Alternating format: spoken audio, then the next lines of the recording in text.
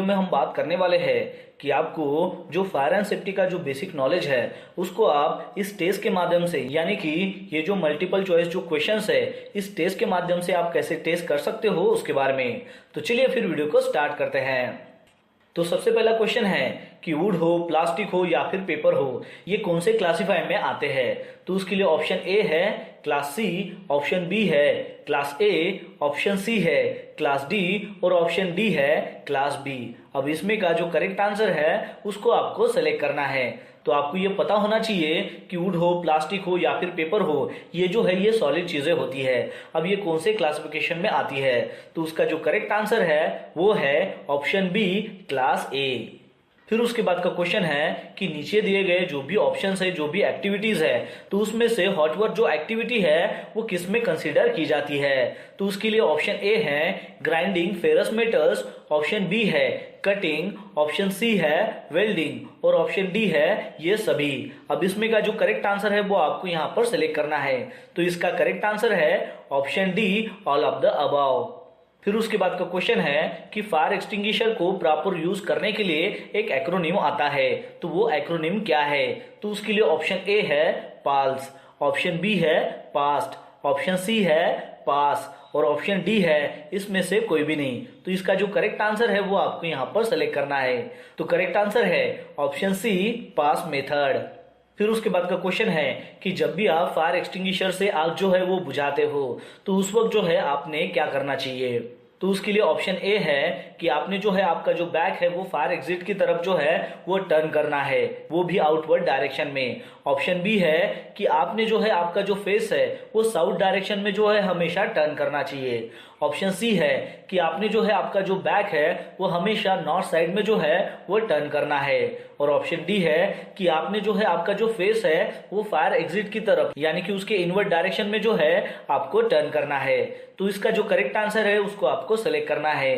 तो इसका correct answer है ऑप्शन ए, जहां पर जो है आपका जो बैक है उसको आपको टर्न करना है फायर एग्जिट, यानी कि उसके आउटवर्ड की तरफ।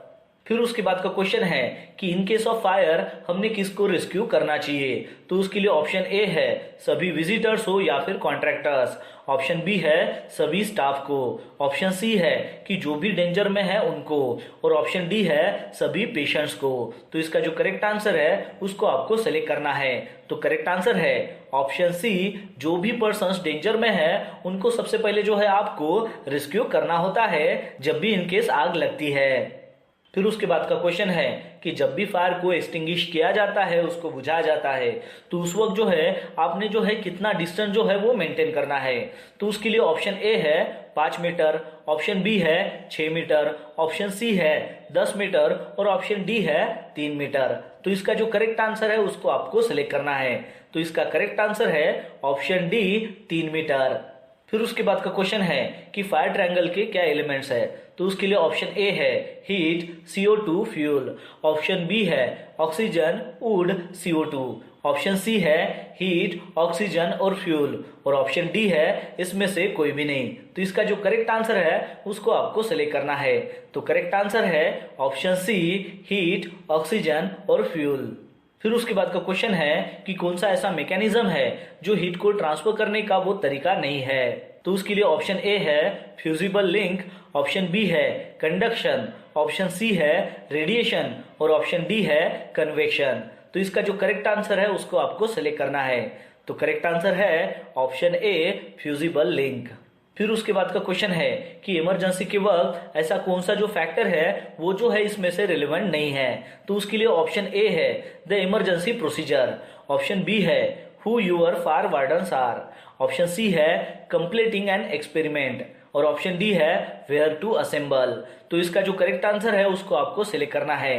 तो यहाँ पर जो है ऑप्शन ए जो है वो इमरजेंसी प्रोसीजर वो रिलेवेंट है, ऑप्शन बी जो है जो फायर वाटर से रिलेटेड है वो भी जो है यहाँ पर रिलेवेंट है, ऑप्शन डी जो है जहां पर असेंबल होना है वो भी रिलेवेंट है, लेकिन ऑप्शन सी जो है यहाँ पर कंप्लीटिंग एन एक्सपेरिमेंट वो यहाँ पर रिलेवेंट नहीं है। इसका मतलब ये जो है यहाँ पर करेक्ट आंसर है। और फिर उसके बाद का क्वेश्चन है कि फायर को जो है हम कैसे बाहर निकाल सकते हैं, यानी कि उसको बुझा सकते हैं। तो उसके लिए ऑप्शन ए है स्टारवेशन, ऑप्शन बी है स्मूथरिंग, ऑप्शन सी है कूलिंग और ऑप्शन डी है इनमें से सभी। तो इसका जो करेक्ट आंसर है उसको आपको सेलेक्ट करना है। तो करेक्ट आंसर है option D, all of the above.